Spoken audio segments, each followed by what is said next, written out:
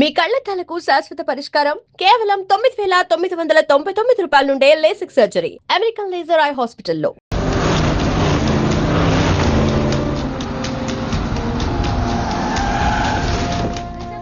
సింహాచలం గారి మంత్రి పదవి మిమ్మల్ని వరుస్తుంది మీరు ఆశిస్తున్నారా? What you expecting? సుముఖంగా లేని విషయమే స్పందించడానికి ఇదే విషయం శివాజీ షిండే అడుగుదాం. షిండే గారు మీ అభిప్రాయం ఏంటి? What's your reaction? What's your feeling? Nobody is reacting. Well, అవినీతి ఆరోపణలు ఎదుర్కొంటున్న కేంద్ర మంత్రి డీకే మెహతా స్వచ్ఛందంగా పదవి నుంచి తప్పుకోవడంతో ఇప్పుడు ఆ స్థానాన్ని భర్తీ చేయడానికి పార్టీలో తీవ్ర పోటీ నెలకొంది. మహారాష్ట్ర నుంచి శివాజీ షిండే, ఏపీ నుంచి సింహాచలం ఈ రేసులో ముందున్నారు. ఇద్దరు నాయకులు తమను బలపరుస్తున్న ఎంపీలతో పార్టీ ఆఫీస్ కు చేరుకున్నారు. ఇద్దరిలో ఆ పదవి ఎవరిని వరిస్తుందో అని అందరూ ఉత్కంఠతతో ఎదురు చూస్తున్నారు.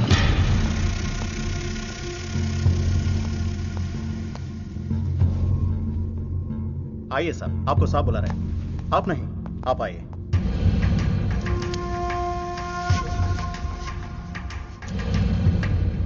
నమస్కార్ జీ.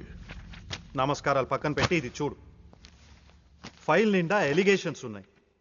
నీ పొజిషన్ చాలా పరేషాన్గా ఉందయ్యా. ఇలాగే హైకమాండ్కి పంపించమంటావా? నువ్వు నా దోస్తు అని చెప్తున్నాను. ముందు నీ మీదున్న ఈ ఎలిగేషన్స్ని మాఫ్ చేసుకో. లేకపోతే ఈ ఉగాది పండక్కి అశోక హాల్లో ప్రమాణ స్వీకారం చేసేది నువ్వు కాదు, ఆ సింహాచలం. मैं शिवाजी शिंदे भगवान के प्रति शपथ लेता हूं कि शासन द्वारा निर्मित भारत संविधान के प्रति सच्चे और विश्वास के साथ निभाता रहूंगा. राष्ट्र मंत्री होने के नाते मैं अपनी कर्तव्यता को श्रद्धा से निभाता हूं. मैं शिवाजी शिंदे राष्ट्र मंत्री के रूप में अपनी कर्तव्यों को उचित निर्वहन के लिए ऐसा करना उपेक्षित हो.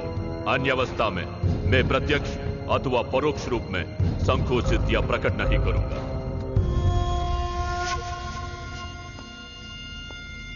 क्यों ऐसा दिख रहा? कुछ नहीं साहब. నేను మినిస్టర్ అవుతానే? అవుతారు సాబ్. जरूर बनोगे.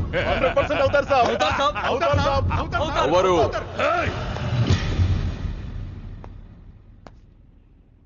क्या बोला? అవరు అవతార్ సాబ్, ఆ సింహాచలాన్ని ఏదో ఒక కేసులో ఎరిగించి రాజ్యాంగం ప్రకారం మంత్రి పదవికి అనర్హుణ్ణి చేస్తే साला जो मेरे दिल में है तू वही बोला. तू साले सब चमचे हो, बेईमान चमचे, बेईमान चमचे. चलो चलो बॉस लिख के क्यों खड़े हो जाए? चलो चल मेरे नजरों से चल.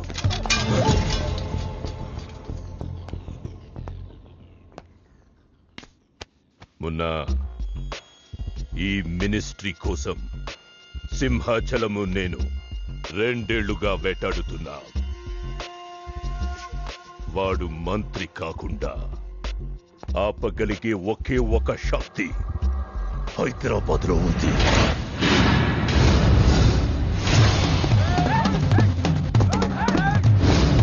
तुम वहां जाओ, चेस करो, पकड़ो.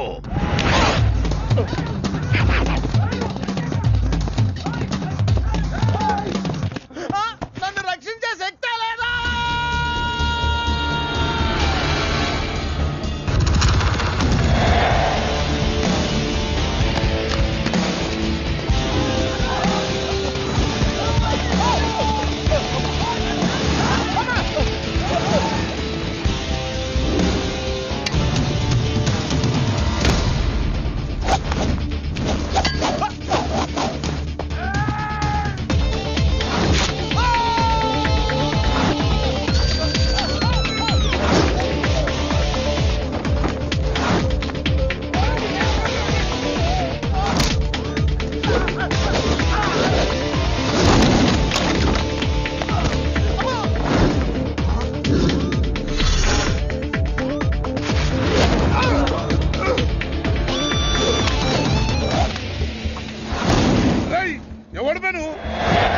నువ్వెవడు బే?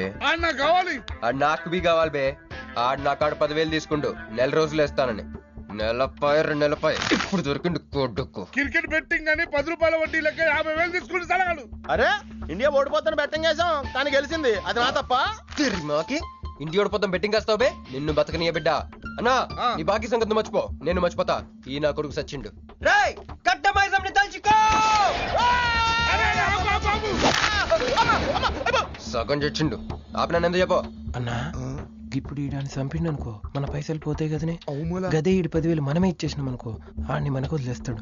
గప్పుడు ఆ కొడుకు తాన 10కి 50 కలిపి వసూలు చేసుకోవచ్చు. తమ్మి నీ 10,000 నేను నీకు ఇస్తా అని నాకు వద్దే రాదురాబాయ్. ఇదిగో తీసుకో. నా పైసలు నాకు వచ్చి నాకు ఈ గబ్బు నా కొడుకు నాకు దేనికి కూసు తింటాం కూడా పనికిరాడు. తీసుకా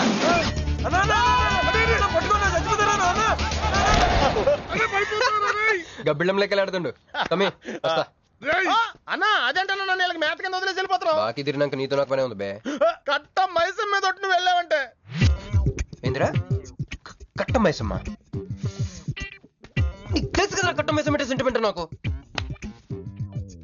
అన్నా అన్న ఎలా రేపు దందలు ఎట్లా నడుస్తున్నాయి? బ్యాంకులు బి పైసలు ఇచ్చి ఇన్స్టాల్మెంట్ లెక్క తీసుకుంటాయి. అలాగే ఎవలా కాడు కూడా ఇన్స్టాల్మెంట్ లెక్క కడతాడు. అన్న నువ్వు ఒప్పుకోవద్దు. ఇప్పుడు ఒప్పుకోమని చెప్పరా? ఇద్దరు పెద్దోళ్ళు మాట్లాడుతున్నారు. లుడి చేస్తాం ఎందువే? ఏంది నాయుడు? అవు బాయ్ మొండి బాకీ వసూలు అవుతుంటే మధ్య నీళ్ళు లేదురా. ఫస్ట్ ఇన్స్టాల్మెంట్ లెక్క 10,000 ఇచ్చి ఏముందన్నా తానెత్తానగా పెద్ద మనిషికి ఎత్తి చూపిస్తావరా? కాళ్ళు పట్టుకోరా. కాలు పట్టుకోరా. పట్టుకోమని నేను బే. ఓ నేనా? ఇంకోసారి పట్టుకున్నా దినామ సెటిల్మెంట్ అయిపోయిందా? వస్తానే ఈ బే అన్నా హ్యాపీగా నాకు కొందరికి వచ్చిన పో. చల్ బే హట్ హట్. అన్నా నీకు జేబులోకి వెళ్ళి తీసిన 10,000 ఏమైనా? గివే. మరి బుజ్జిగాడు నీకు ఇచ్చిన 10,000? గివే. మరి గిడ నీ 10,000 ఏమైనా? గివే. అన్నా ఆడు మన పైసలు మన చేతుల్లోనే పెట్టి మనది మనకే. ఎలా బెట్ట కట్టింది నువ్వు, తన్నులు తిన్నది నేను. అందుకే గారు తప్పించా. ఫ్రెండ్ మాత్రం చేయలేవేంటి? అయితే నాకు బీర్ కొట్టించా. బీర్ కూడా కొట్టిస్తారా?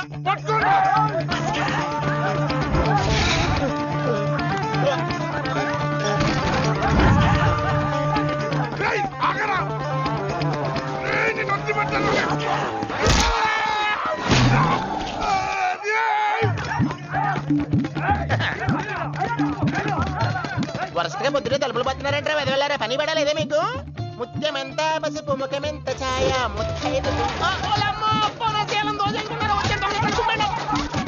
సంవత్సరాన్ని పనికి రాకుండా చెత్తకొట్టండి అదో.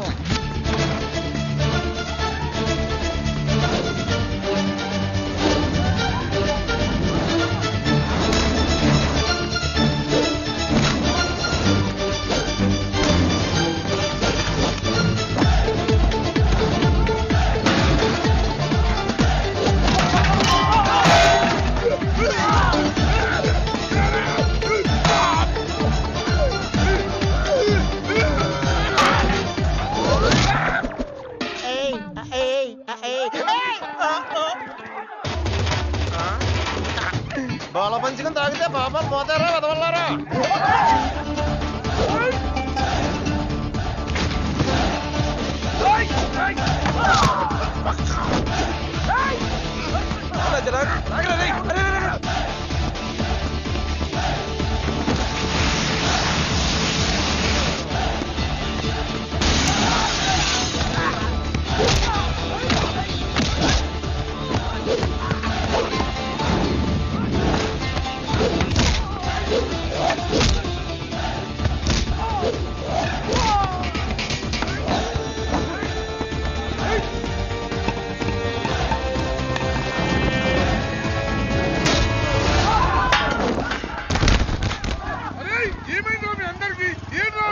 ఆడు మనోళ్ళ కళ్ళలో కారం కొట్టి పారిపోయింది అన్న. రాన్న బైక్ మీద వెళ్ళి పట్టుకుందాం. ఎక్కనా?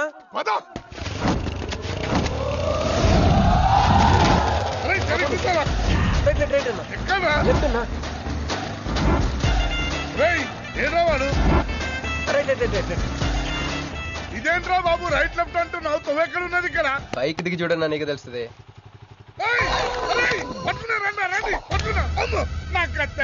బాబు ఈసారి నిజంగానే ఇస్తా. ఇదిగో నీ ఫస్ట్ ఇన్స్టాల్మెంట్.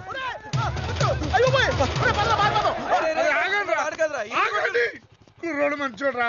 ఫస్ట్ ఇన్స్టాల్మెంట్ ఇప్పుడే ఇచ్చిండు. బాబు నువ్వు బాబు పో. అరే తప్పకుండా తప్పకుండా వదిలేదు సార్ వదిలేదు. ఇందాక నీకు ఇచ్చిన 10,000 ఏమైనా అన్నా? జోబులు ఉన్నాయి. బ్యాక్ సీట్ లో కూర్చొని నీ పైసలు కొట్టేసి నీకే ఇచ్చిండు అన్నాడు. అమ్మాయిందన్నా నీ బైక్ కూడా లేపేసిండాడు.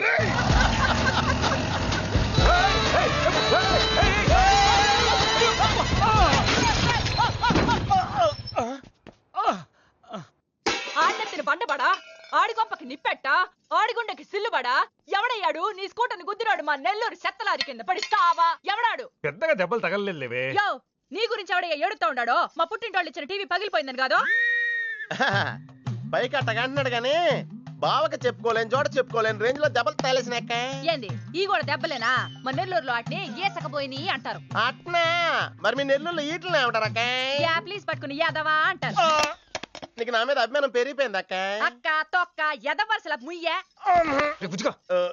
వదిన అసలు ఏం జరిగిందంటే తమ్ముడు 22-1-4-4-21 3-8-5-16-16 5-19-21 22-15-4-4-21-18-1 4-1-14-9-11-9 14-15-20-9-4-21-12-1 యో ఏందయ్యా మీ అంకెల భాష నేను కాపురానికి వచ్చిన కొత్తల్లో కా భాష అదర్థమైపోయిందని జా భాష ఇప్పుడేమో అంకెల భాష మీరేం మాట్లాడుకున్నారో నాకు తెలియాలా నాకు అర్థమైందిగా నేను చెప్పను చెప్పవా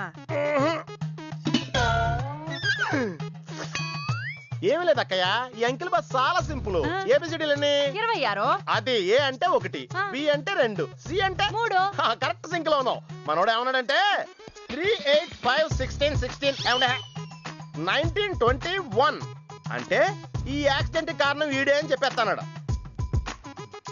దానికి బావ ఏమన్నాడంటే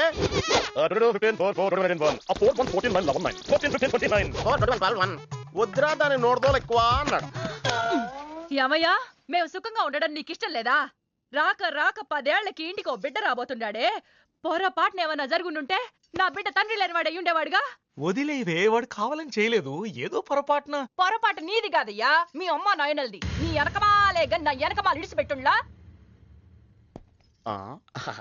ఉద్యోగం సద్యోగం ఏం లేదు గాని అలకలకు మాత్రం ఏం తక్కువలా ఒరే ఎదవా అది నిన్నంటే పెరుగువాడు ఎంత పులిస్తే అంత బాగుండదక్కే అవును పిల్లు వచ్చి నిన్న వాసన చూసి వాంతి చేసుకుంటే పడేద్దాం అనుకుని ఎందుకులే నువ్వు వచ్చి తింటావని అట్టి పెట్టుంచా తిను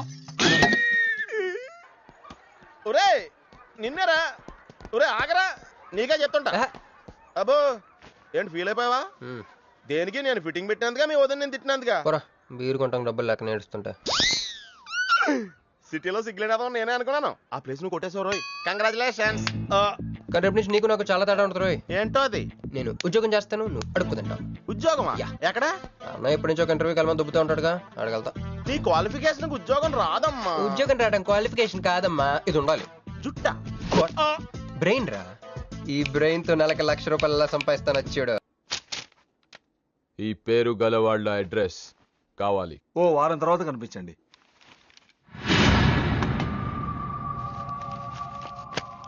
ఈ రెండిట్లో నీకు ఏది కావాలి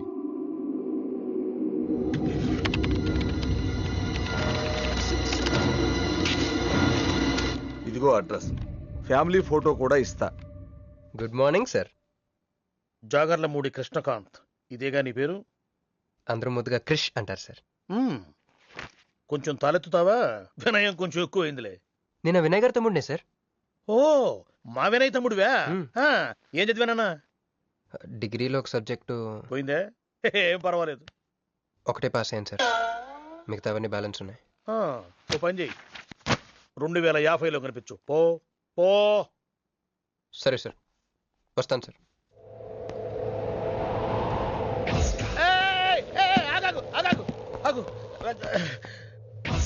హ్యాండ్ ఏమైంది నిజామాబాద్ లో ఉంది సార్ నిజామాబాద్ లోనా అక్కడేం చేస్తుంది అన్నదానమా it's long sad story sir single line లో చెప్పరాదు ఒక బిజీ స్ట్రీట్ సార్ ఒక తల్లి బిడ్డ మాత్రమే రోడ్ దాటుతున్నారు సార్ నేను దాటుతున్నాను సార్ ఈ లోపు ఒక లారీ గుద్దేసిందా గుద్దనిస్తానా సార్ అమ్మయ్య తల్లిని బిడ్డని ఇద్దరిని కాపాడేశాను తర్వాత చూసుకుంటే నా చేతికి దూరంగా పడింది హాస్పిటల్కి వెళ్తే నా చేయి మళ్ళీ ఎతకదన్నారు అప్పుడు బిడ్డ తల్లి ఏందో తెలుసా సార్ నాకెట్ట తెలుస్తుంది సార్ చెప్పేది వినండి సార్ బాబు కాపాడి నీ చేతిని మా ఇంటికి గోడకు తగిలించుకుని రోజు పువ్వులతో కాయలతో పూజించుకుంటాను నాకు ఇవ్వవా అని అడిగింది సార్ నువ్వు ఇచ్చేసావా నిజామాబాద్ తీసుకెళ్ళిపోయింది సార్ షార్ట్ కట్ లో చెప్పి ఎంత ఏడిపించావే టోటల్ గా చెప్తే నేను ఐసీయూలో చేరుండేవాడినేమో వస్తాను సార్ ఆగు నాన్న ఏడిపించి పోతావేంది నువ్వు రా చెప్తా ఫిజికల్లీ ఛాలెంజ్ కోటా కింద నీకు ఈ ఉద్యోగం ఇస్తున్నాను తెలుసా నిజమా సార్ సంతకం పెడతంటే నిజమా అంటావేంది జీతం సార్ నెలకు ₹1,00,000 సంవత్సరానికి 12 లక్షలు